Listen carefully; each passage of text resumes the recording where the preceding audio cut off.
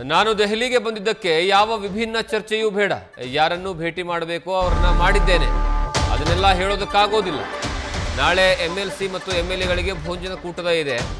KPCC ಅಧ್ಯಕ್ಷರಾಗಿ 6 ವರ್ಷ ಪೂರೈಕೆ ಮಾಡಿರುವಂತಹ ಹಿನ್ನೆಲೆಯಲ್ಲಿ ಊಟವನ್ನು ಏರ್ಪಡಿಸಲಾಗಿದೆ. ದೆಹಲಿಯ ಭೇಟಿಯ ಬಗ್ಗೆ ಯಾವುದೇ ಚರ್ಚೆಯೇ ಬೇಡ ಅಂತ ಡಿಸಿಎಂ ಡಿಕೆ ಶಿವಕುಮಾರ್ ಹೇಳಿಕೆಯನ್ನು ಕೊಟ್ಟಿದ್ದಾರೆ. ಈಗಾಗಲೇ ಡಿಸಿಎಂ ಡಿಕೆ ಶಿವಕುಮಾರ್ ದೆಹಲಿ ಪ್ರಯಾಣವನ್ನು ಮಾಡಿದ್ದು ದೆಹಲಿಗೆ ಹೋಗಿರುವಂತಹ ಕಾರಣಕ್ಕಾಗಿ, ಯಾಕಂದರೆ ಈಗಾಗಲೇ ಒಂದು ಕಡೆಗೆ ಬಜೆಟ್ ಅಧಿವೇಶನ ನಡೀತಾ ಇದೆ.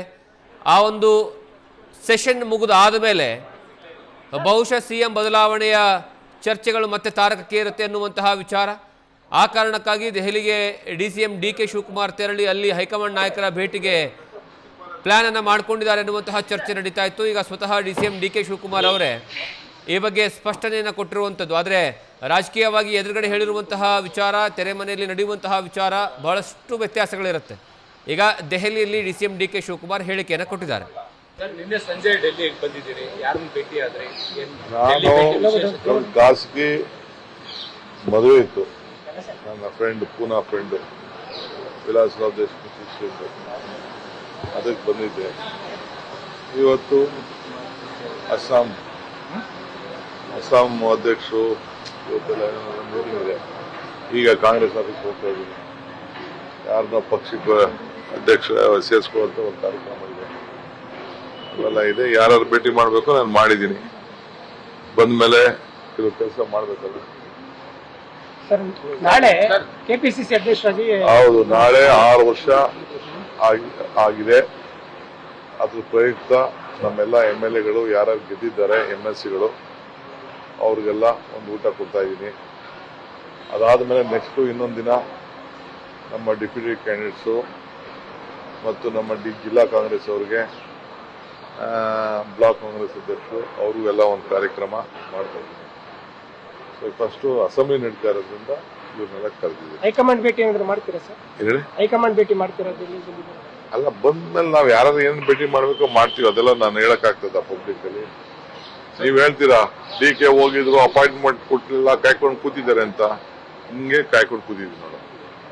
ಸರ್, ನೀವು ಖಾಸಗಿ ಕಾರ್ಯಕ್ರಮ ಅಂದ್ರೂ DK ಶಿವಕುಮಾರ್ ಡೆಲ್ಲಿ ಭೇಟಿ ಕೊಡ್ತಿದ್ದಾರೆ ಅಂದ್ರೆ ರಾಜಕೀಯದಲ್ಲಿ ಒಂದಿಷ್ಟು ವಿಭಿನ್ನವಾದಂತ ಚರ್ಚೆ. ಯಾವ ವಿಭಿನ್ನ ಚರ್ಚೆನೂ ಬೇಡ.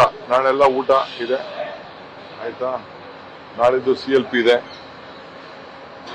ಈಗ 4 ಗಂಟೆಗೆ ಬಜೆಟ್ ಯಾವ ರೀತಿ ಪ್ರೆಸೆಂಟ್ ಮಾಡಬೇಕು ಅಂತ ನಮ್ಮ ಸ್ಪೀಕರ್ ಸಾಹೇಬ್ರು, ಕೌನ್ಸಿಲ್ ಸಾಹೇಬ್ರು ಎಲ್ಲ ಹೇಳ್ಕೊಟ್ಟಿದ್ದಾರೆ. ಇಷ್ಟು ಕಾರ್ಯಕ್ರಮ ಸರ್, ಅಸ್ಸಾಂ ಈಗಾಗಲೇ 43 ಅನೌನ್ಸ್ ಆಗಿದೆ. ಇವತ್ತು ಇನ್ನೊಂದು ಸ್ಕ್ರೀನಿಂಗ್ ಕಮಿಟಿ ಇದೆ. ಈಗ ತಾವು ಸ್ಕ್ರೀನಿಂಗ್ ಕಮಿಟಿ ಸಭೆಗೆ ಇಲ್ಲ, ನಾನು ಸ್ಕ್ರೀನಿಂಗ್ ಕಮಿಟಿ ನಾನಿಲ್ಲ. ಸ್ಕ್ರೀನಿಂಗ್ ಕಮಿಟಿ ನಾನಿಲ್ಲ. ನಮ್ಮ ಜವಾಬ್ದಾರಿನೇ ಬೇರೆ ಇದೆ. ದೆಹಲಿ ಪ್ರಯಾಣವನ್ನು ಮಾಡಿದರು. ಅವರ ದೆಹಲಿ ಪ್ರಯಾಣ ಮಾಡಿದಂತಹ ಸಂದರ್ಭದಲ್ಲಿ ಪ್ರತಿ ಬಾರಿಯೂ ಸಹ ಚರ್ಚೆ ಆಗುತ್ತೆ. ಕಾರಣ ಏನು ಅಂದರೆ, ಈಗ ಸದ್ಯ CM ಗಾದಿಯ ಕಿತ್ತಾಟದ ನಡುವೆ DCM DK ಶಿವಕುಮಾರ್ ತೆರೆಮರೆಯಲ್ಲಿ ಸರ್ಕಸ್ ನಡೆಸ್ತಾ ಇರುವಂತಹ ವಿಚಾರ ಎಲ್ರಿಗೂ ಗೊತ್ತಿರೋದೆ. ಆದರೆ ಪ್ರತಿ ಬಾರಿ ಹೋದಂತಹ ಸಂದರ್ಭದಲ್ಲಿ ವಿಭಿನ್ನ ಹೇಳಿಕೆಗಳನ್ನು ಕೊಡ್ತಾರೆ. ಈ ಬಾರಿ ಅವ್ರು ಹೇಳಿರೋದೇನು ಅಂದರೆ, ನಾನು ಖಾಸಗಿ ಕಾರ್ಯಕ್ರಮದ ನಿಮಿತ್ತ, ನನ್ನ ಮದುವೆ ಇತ್ತು, ಆ ಮದುವೆ ನಿಮಿತ್ತವಾಗಿ ದೆಹಲಿಗೆ ಬಂದಿದ್ದೆ. ಇನ್ನೊಂದು, ಈಗ ಅಂದರೆ ಇವತ್ತು ನೇರವಾಗಿ ಅಲ್ಲಿರುವಂತಹ AICC ಕಚೇರಿಗೆ ತೆರಳಿ ಅಲ್ಲಿ ಕೆಲವೊಂದು ಸಭೆಗಳಿದ್ದಾವೆ, ಸಭೆಯನ್ನು ಮಾಡ್ತೀನಿ. ಇನ್ನು ಅಸ್ಸಾಂ ರಾಜ್ಯದ ಚುನಾವಣೆಯ ವಿಚಾರವಾಗಿ ಚರ್ಚೆ ಇದೆ, ಅದರ ಬಗ್ಗೆಯೂ ಸಹ ಚರ್ಚೆಯನ್ನು ಮಾಡ್ತೀವಿ. ಅಲ್ಲಿ ಕ್ಷೇತ್ರವಾರು ಸೀಟು ಹಂಚಿಕೆ ವಿಚಾರ ಇದೆ, ಆ ಸೀಟು ಹಂಚಿಕೆ ವಿಚಾರ ಚರ್ಚೆ ಮಾಡ್ತೀವಿ.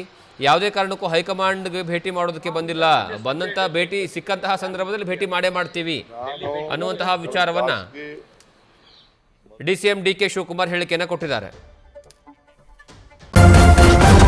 ನ್ಯೂಸ್ ಫಸ್ಟ್, ನಿರ್ಭೀತಿಯಿಂದ ನಿಮ್ಮ ಪರವಾಗಿ.